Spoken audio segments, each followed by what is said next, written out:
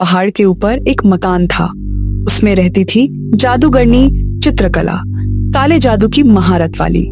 तलहटी में बसा गांव सदियों से उसकी गुलाम। सुनो, अनाज का हिस्सा निकल लिया क्या? आज चित्रकला की बारी है देना की।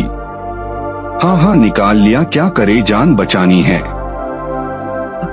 इसी गांव में रहता था राकेश, एक साधारण किसान लेकिन असाधारण सोच वाला लड़का। माँ, कब तक सहेंगे ये जुल्म?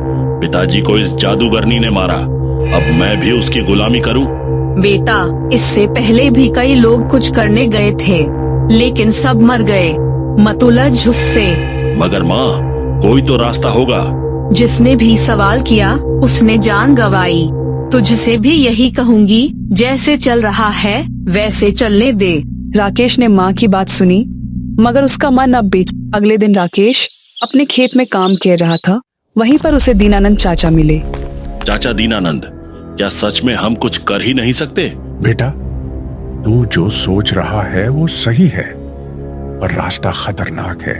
अगर मेरी जान से गांव बच जाए तो मेरा जीवन सफल होगा। बताइए, मुझे करना क्या है? एक आदमी था, गोपाल। उसने एक बार कोशिश की थी चित्रकला को मारने की।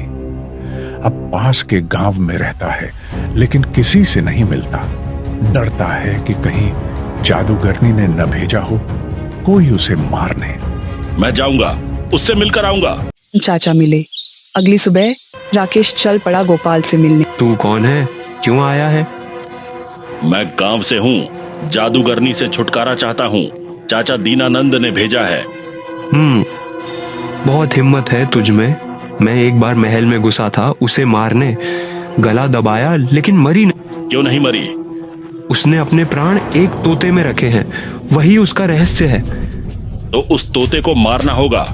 हाँ, लेकिन सीधा मार दोगे तोता मरेगा और शायद वो राकेश ने सब समझा और गांव वापस लौट आया। रात में राकेश जादूगरनी के महल जा। ओ तोते भैया, हरी मिर्च खाओ। काफी दिन बाद कोई अच्छा खाना लाया। तुम हमेशा इस पिंजरे में रहोगे। किस्मत ही ऐसी है, कोई मुझे नहीं छुड़ा सकता। अगर मैं तुम्हें आजाद कर दूं?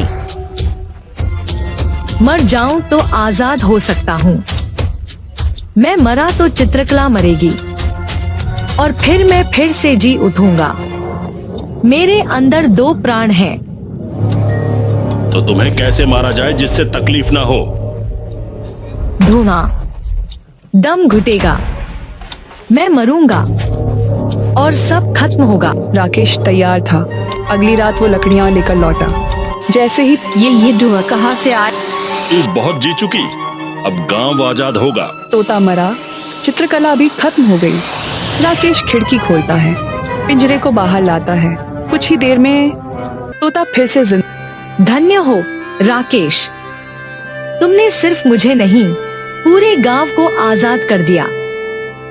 इस तरह राकेश की बहादुरी और समझदारी ने सदियों पुरानी गुलामी से गांव को आजादी दिलाई और एक नई सुबह शुरू हुई, बिना जादूगरनी के, बिना डर के।